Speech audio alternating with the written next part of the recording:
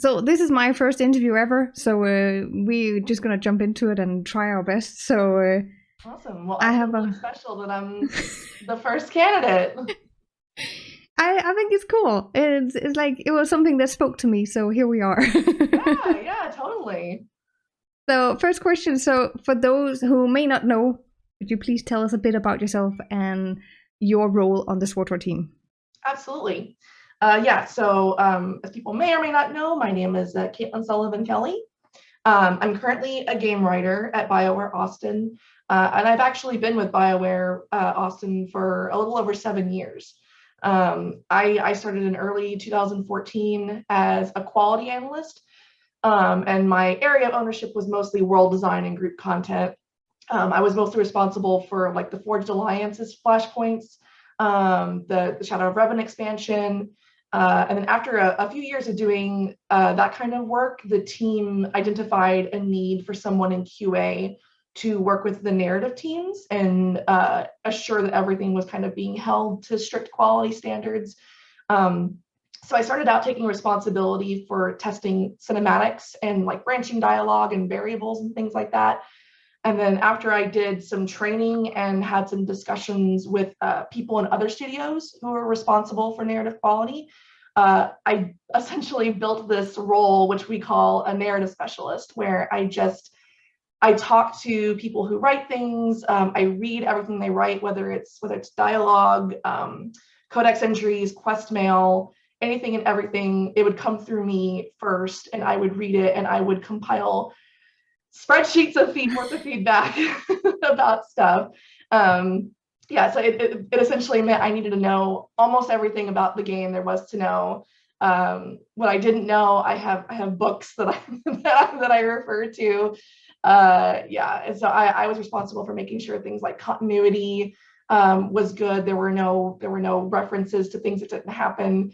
Making sure that character voices were consistent and that companions said and did things that felt in line with their characters, making sure that the pacing was good and all that kind of stuff. And after a few years of doing that, I started to write some codex entries, and then I was approached by Charles Boyd to actually be a game writer. So I'm still giving some feedback, but I have a lot more control on some things now myself, which is fun. That is pretty awesome. I didn't know that it was that extensive. Actually, Yes, that is yep, it is. It's been a long road, yeah. but I'm here now. That is super awesome that you've actually been here since Shadow of Revan and been part of, one of my favorite expansions. Yes, yeah, I remember the week that I started, I was approached by my manager to kind of ramp me up about what they were working on. And when she told me it was going to be an expansion about Revan, I got super excited, and I was like, oh Oh, man, I guess I joined just at the right time. yeah. So it's super exciting. Oh, that is so cool. Man, I'm so excited just to hear about it. Next question would be, have you worked on any other BioWare related projects outside of SWTOR that fans may be familiar with? Yes, I worked on Anthem for 2.5 years. And I also wrote the short story called Murder by Death Mages in Oh. the Dragon Age Tevinter Nights anthology. It's about Oh, that's exciting. I know a few people who are going to be very happy to hear that. yeah, that was a bit surreal. It was when we were working on Anthem. I was approached by Patrick Weeks about writing a short story for the anthology, and I had to come up with a bunch of different pitches. And I really liked one of the Inquisition multiplayer characters called Sidoni, even though she's kind of a jerk Yeah. and very sassy. I thought she was really interesting, and I really like noir stories. So I built a noir story around her, and it's in the Tevinter Nights book, which came out about a year ago.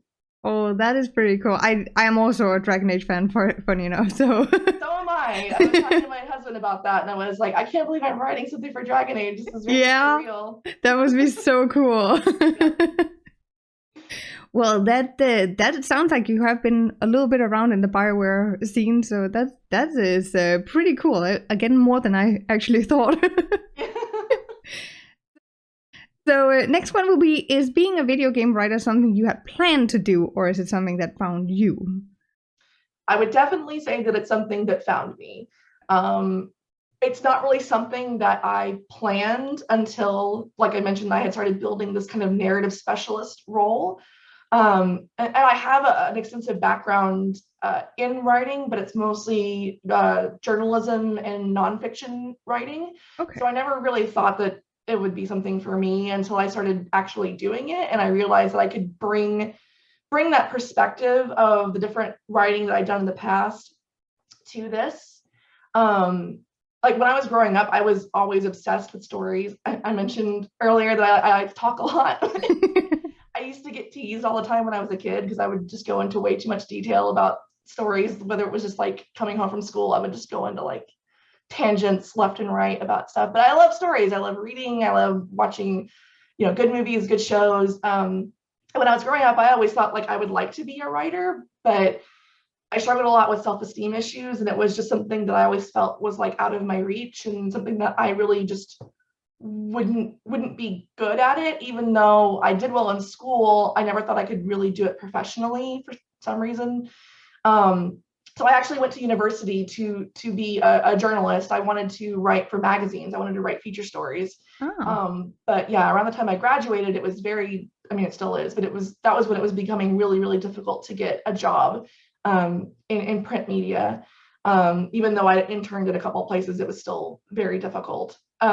Was it because it was shifting to a different media, or? Exactly. Yeah. Exactly. Yeah. It's like everything is online now. Yeah. I mean, that was also before like I really sat down and thought, well, I should just be applying to online places. Like it was kind of the in between. Yeah. So I was working this insurance job that I hated, and I was job hunting for something else. And I was really into gaming, but I played a lot of like first person shooters and things like that with my friends, a lot of fighting games. And one day my husband gave me a copy of Dragon Age Origins and was like, you should play this to take your mind off things. It's got a really good story. And I fell in love with it. I thought it was like the greatest video game. It was the perfect match. Yeah, and it really did take my mind off things. And my husband, I was really into it, and my husband was like, you could probably write for video games, but I was like, oh, that never. Again, it just self-esteem issues. It never occurred to me that like the video game industry could be something for me. Yeah. And then around that time, my husband was working at it's Daybreak now, but it's with Sony Online Entertainment then. He was working on DC Universe, and a position had opened up at a place called Vigil for Darksiders 2, and he was in the industry, and he was like, hey, why don't you just apply to this? It's a QA tester. You're really good at playing games. You're really good at details. They'd be happy to have you. I applied not thinking in a million years they would hire me. I had zero experience, and they hired me. That is fantastic. That's where it all started. That was like playing Dragon Age Origins was like, oh, you can write 4 games. It's something you can do. Yeah. And then Darksiders 2 was the project that like got my foot in the door and helped me kind of start building my career. Yeah. So oh, that's really fantastic. Yeah, that is fantastic. It also gives everyone else a feel that, sometimes you just try and it might actually work out really well. Exactly. No, 100%. Yeah, it's like I really think that was always something that kind of kept me down, was really just being a defeatist before I even tried, was just thinking like, oh, well, this isn't for me. I was never meant for this. Well, you don't know what you're meant for until you actually like do it. That is very true. Yeah. It's a good example, I think. Yes. I mean, it's been a long road. That was 10 years ago. Yeah. but I've made it to this point where I'm a game writer for Star Wars now, which is not something I ever imagined in my wildest dreams. Yeah, I can imagine that. Oh man, I'm a little bit jealous. Well, I have a few small questions that's surrounding SWTOR as a game. So, like, which is your favorite class story? Hands down, Imperial Agent. There really isn't a class story that I don't like. I really enjoy all of them. But the Agent was the second class I ever played. Smuggler was the first. I don't know why I held off. Most people jump in and want to play a Force class, right? But yeah, that's me. I was just drawn to those two classes for some reason. But I played it pretty early on, and after that, it was really just tough to beat it. there's just so many different opportunities to Yeah. do things differently and think outside the box to get out of a tough situation. Yeah. Different opportunities like pretend to be somebody else and outwit people just using your smarts. Yeah. And to me, that's just something that's really, really unique in the Star Wars universe. Like to have this almost chameleon-like ability to infiltrate both factions, essentially. And having force powers is super cool, but the fact that the agent can kind of hold their own when they don't have force powers is really interesting. And that particular story just has so many twists and turns in the main story, and there's all these different choices that you can make that come up later. There's never like a dull moment. There's always something interesting happening. Yeah. And then that group of companions, I think, is also the most interesting to me. I mean, I love a good warm and fuzzy, we're a family set of companions, but they still feel like a family in some ways, but more like a family of misfits. Yeah. They all have something in their past that's like either strange or dangerous. So it makes for very interesting conversations between all of them. Yeah. That is, it feels like Agent is in general quite a fan favorite as well, because it is a bit different from all the others. Absolutely. It makes me really, I mean, I had nothing to do with making it. It was before my time. Yeah. But I feel very validated when I read player feedback and people, new players will come in and say, what class should I play first? And people just say Agent. It's fantastic. So Yeah. it feels great to see people promoting that one. Yeah. Are you a light side, dark side, or are you neutral? I would probably say neutral, but it's definitely changed over the years. Like I mentioned, I've been playing RPGs for a while, and definitely like when I first started playing them, I really used to play my characters as like a paragon for good, champion of justice type. Like any dialogue choice that was like, yes, I will help you, I would immediately pick it. Like the nicest thing to do, I would immediately pick it, no questions asked, wouldn't even think about it. But I think as I've gotten older, I'm definitely approaching more of like a true neutral mentality. I think it's interesting to kind of like think about how playing these characters kind of reflects your real life experiences. And I used to be like a huge people pleaser and just like bend over backwards for people. And yes, I'll do whatever you say. I don't care how it affects me. But like now that I've kind of learned how to stand up for myself a little bit more, that's actually reflected in how I play my characters in games. So I won't immediately just go to the non-confrontational option like I used to before. I will pick some confrontational, mean options now. And as for like true, light side or true dark side things, choices, I tend to shy away from dark side choices if they're like comically evil, just like if it's like mustache twirling type of villainy, then I probably won't pick it. But in my community, it's called Dark Side Party Pooper. That's a really, really good way of describing it. But if it's a decision that would help my character in trying to achieve whatever goal they're after at the time being, but it happens to be dark side, but it's not too comically evil, then I no longer like shy away from it. Yeah. Oh no, it's dark side. I would never do that. Sometimes it calls for it. It does. Yes, exactly. And I've gotten a lot better at spotting when the opportunity calls for that type of situation. And I've also been told that I'm really good at writing like a supervillain, whatever that means. So maybe just innately I'm straight up dark side. I don't know. Maybe that's why I try to fight it so much. That's tough to say. I just say I'm neutral and that's it. That is fair. That's fair.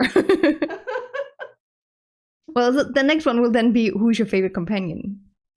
I definitely have a soft spot for Lana and Theron, mostly for the reasons I mentioned before. Like when I came on, we were just starting Forged Alliances, so we were just starting to create them as characters, and we were working on their arc up to and continuing on from Shadow of Revan. So they were the first two that I really got a hand in giving my opinions and contributing things to actually like guide development for them. And since I've been with BioWare since then, I've really enjoyed getting to like see how we've made them evolve over time and all of the different crazy situations that we put them in and how they react to them. And now that I'm getting to do some stuff, it's really fun kind of like taking the reins and putting them in some crazy situations of my own and getting to think about, I mean, they're such obviously completely different characters, even though like their goals may be the same. Their personalities and their character voices are just so different. It's really fun to put them in these same situations, but also think about how would I write them? How would they believably react to these situations as these two completely different characters? That's really fun to do. Well, a small little extra question then. Was Theron a traitor? I'm gonna. Oh God, I feel like I'm biased because I love Theron. I have several characters who are romancing Theron. I think no. Good choice. Yeah, because he was trying to help. He wasn't really in it to win it with the Order of Zildron. So if he were, then I would say something different. I would say yes, absolutely, he's a traitor. But everything he was doing was in service of the player, in service of the Alliance. So to me, maybe he made some wrong choices. Maybe he was misguided, but I wouldn't say traitor. No. The last question around SWTOR is it your favorite romance? Would that then be Theron, or is it someone completely different?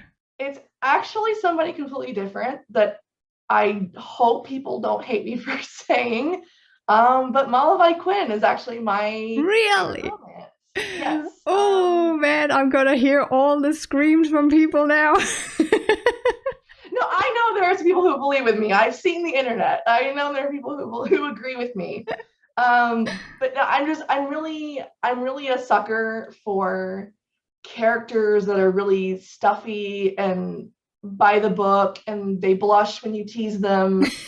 But then as you like start to kind of get to know them and get them to open up more, they show this like fiery side and they're very passionate. I'm a sucker for those kinds of romance arcs, and that's literally what he was just the entire time. That's like, true.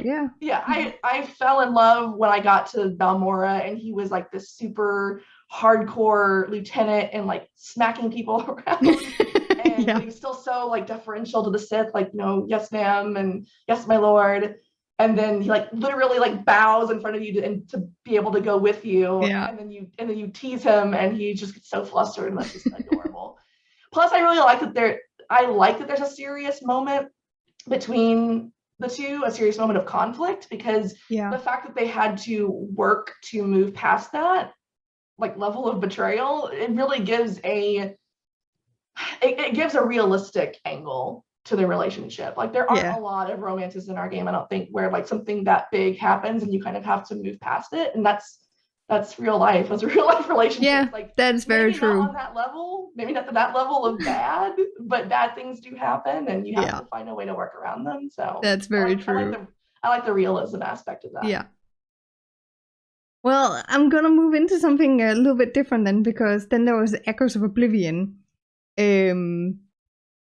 You have previously worked on the story for the Echoes of Oblivion, in which we see the conclusion of the story surrounding the Sith Emperor. So how did it feel to be writing the ending for a story that's been almost 10 years in the making? I mean, it's like any story coming to an end. You feel a little sad. I'm actually really excited that we're moving on from that, because I'm really excited about the things that we're working on now and the stories we're going to introduce.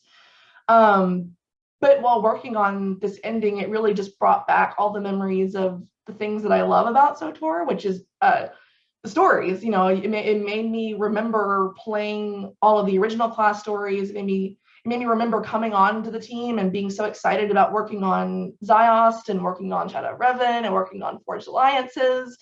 It just brought back all that nostalgia. So it was kind of sad that we were bringing that to a close. But like I said, on the flip side, it's just making me thinking of all those happy memories really just made me that more excited to hopefully create something that will have just as much of an impact on players once it goes out. I have one more as well for Echoes of Oblivion. How does it feel on patch day once the community get their hands on the new content and start experiencing something that you have written? Probably how you imagine it. It's honestly a little scary. I mean, you work really hard on something for a long time. I mean, not just writing it, but once you've written it, it then goes to other people who are building it, and you're still involved in that process. So you're still giving feedback and you're still working. So, it's something that you've put months of your time in and little pieces of your heart and soul into as well. Yeah. So you really hope that what you've created is something that's going to resonate with players, and you really want them to enjoy it. So, you kind of go into that being a little afraid that people might not, but hoping that they do. But it's also a lot of fun. I mean, I look forward to patch day. I look forward to going on and watching streams and seeing people have that visceral like first time reaction to things. That's what I look forward to. I love seeing the surprise. I love seeing the eye rolls. I love seeing people laugh at stuff.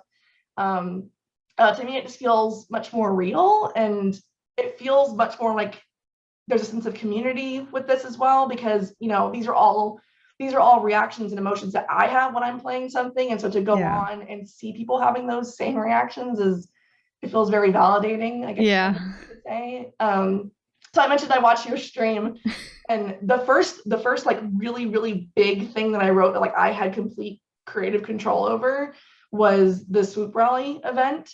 And I wrote all the arcs and everything, and I just remember feeling so bad when you were doing the Blatant Becks arc, and the Jawas were in the cages, and you were like, "Oh, the Jawas," and I was like, I felt really bad. But I was glad to see that someone had a response to it. So it's fun to see that kind of a thing. Well, I'm flattered that you have watched my weird reaction to things. I mean, to me, it's not weird. It's like I appreciate seeing how people respond to things. Yeah. I am gonna go into Secrets of the Enclave now, which is, of course, a piece of story that I was very, very excited for. So the new story, Flashpoint, Secrets of the Enclave, takes place on Dantooine at a location known as the Jedi Enclave. And although it is a ruin, it is a place of a lot of history and nostalgia for fans of Knights of the Old Republic, such as me. So how did you prepare for this storyline? What kind of research did you do? And how much time did you spend on this research? I don't really know just officially how much time I spent, but it was less about research and more about trying to refresh my memory on things. Because I played both KOTOR games multiple times, but it's been several years since I've had a feeling. Played them. Yeah. So basically what I did with that was I wrote down, I had an outline in my brain of how I wanted the story to go. And then I wrote down things that I remembered from the two KOTOR games and where I wanted them to fit into the story, like references and things like that. And basically what I did was, instead of booting them up and playing them all over again, which would have taken me hours because I'm a completionist, I have to 100% everything all the time. I wrote those things down because I knew those were the things that I definitely wanted to include. And I went to YouTube and watched playthroughs of those different instances so I could get the information and basically just like confirm that what I was thinking was, I didn't make it up, I wasn't dreaming it or anything. It actually happened. And it also really helped me get a better sense of the detail of things, so I could include more detail. Not necessarily everything was included in the final product, but it definitely helped me kind of steer where the storytelling was going to go and what kind of themes were going to be brought up in the storytelling. Yeah. And then that was for more of like the overarching story and like how the player moving through the Enclave was going to kind of unfold. But as for like including Erin Lanier, which I wanted to do right off the bat, once Charles wrote that epilogue scene where she's like, Malgus is coming to Dantooine, I'm like, well, of course she has to be included somehow. But I read Deceived after we did Onslaught because I knew, as part of my job, if she's going to appear in future content, well, I better read this book so I can give feedback and from an educated and informed point of view.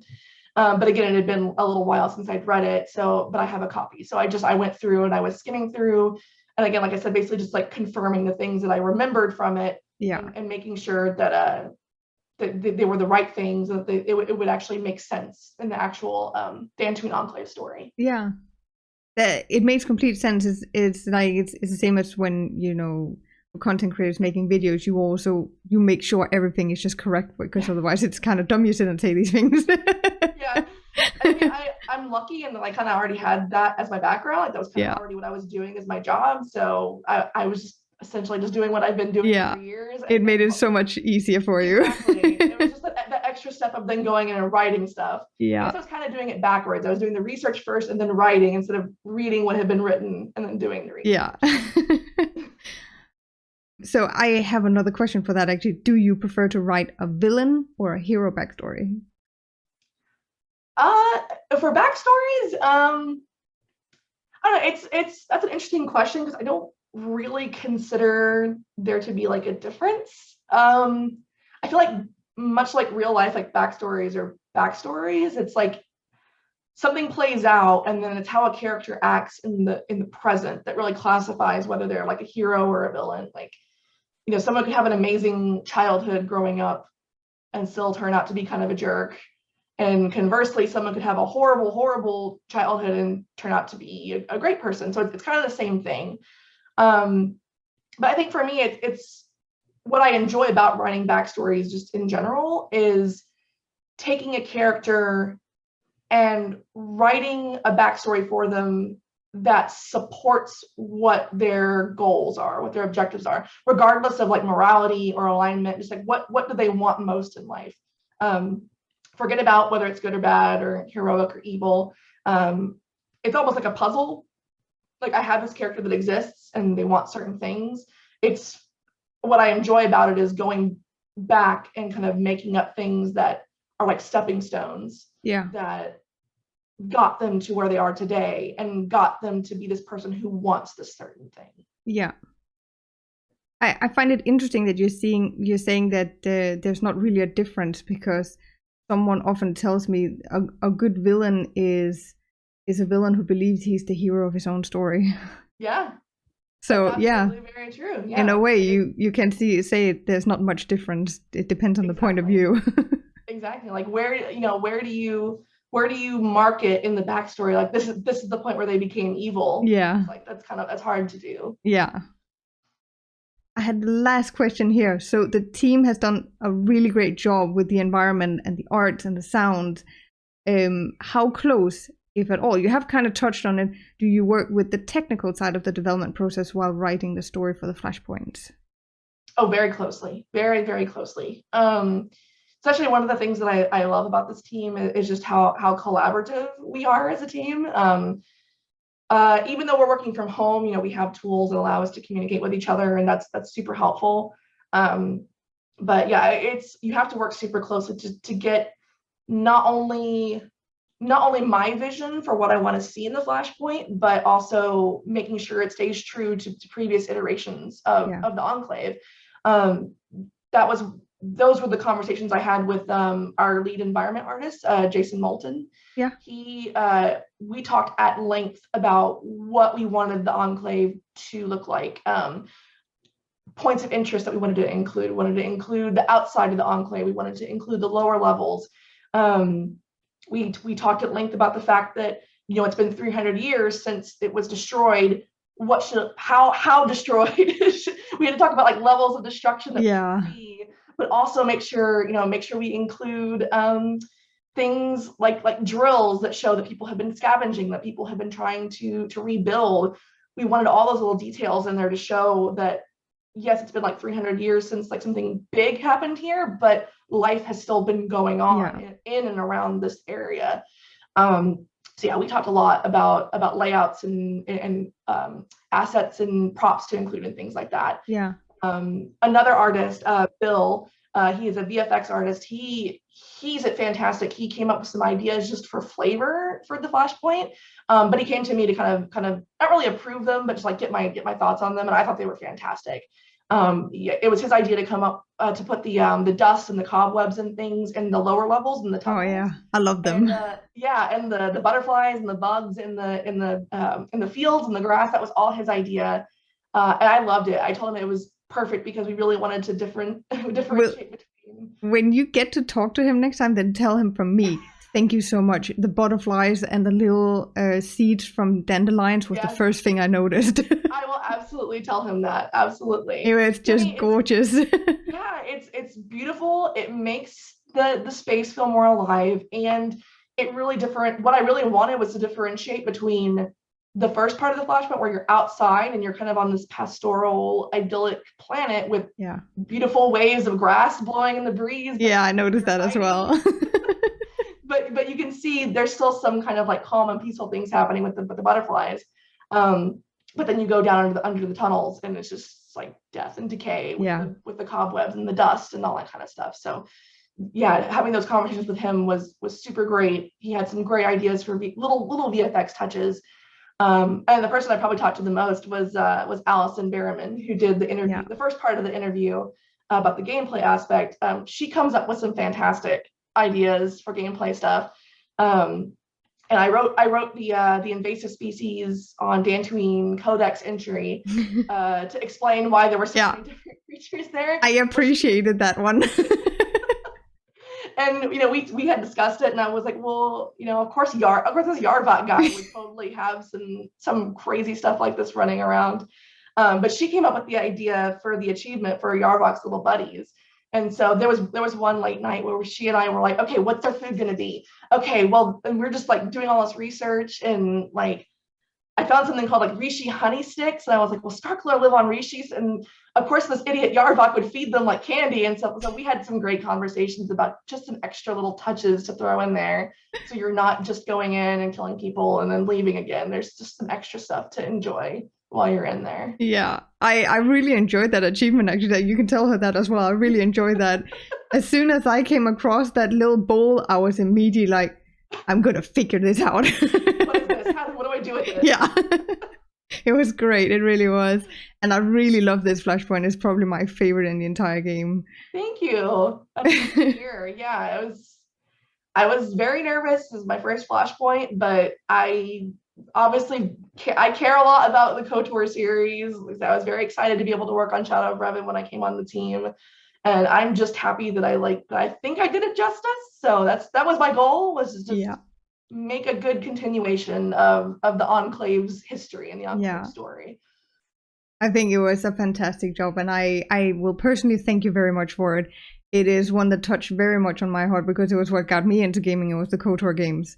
Nice. So yeah, this one meant a lot to me. I'm very happy to hear that. I'm glad I rose to the occasion. I will wrap it up here. It's been fantastic to sit and talk to you here and hear a little bit about your journey in this studio and what, just a little peek of what goes on in the studio. That is always nice to hear. Absolutely.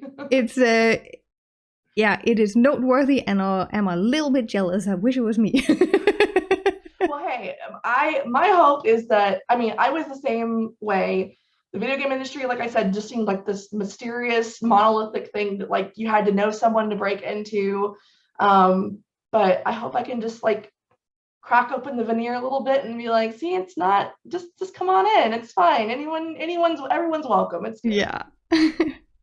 Well, with that one, I'm going to say thank you so much for joining, and that you would let me interview you. I really appreciate it, and I hope all of the viewers will enjoy this just as much as I have.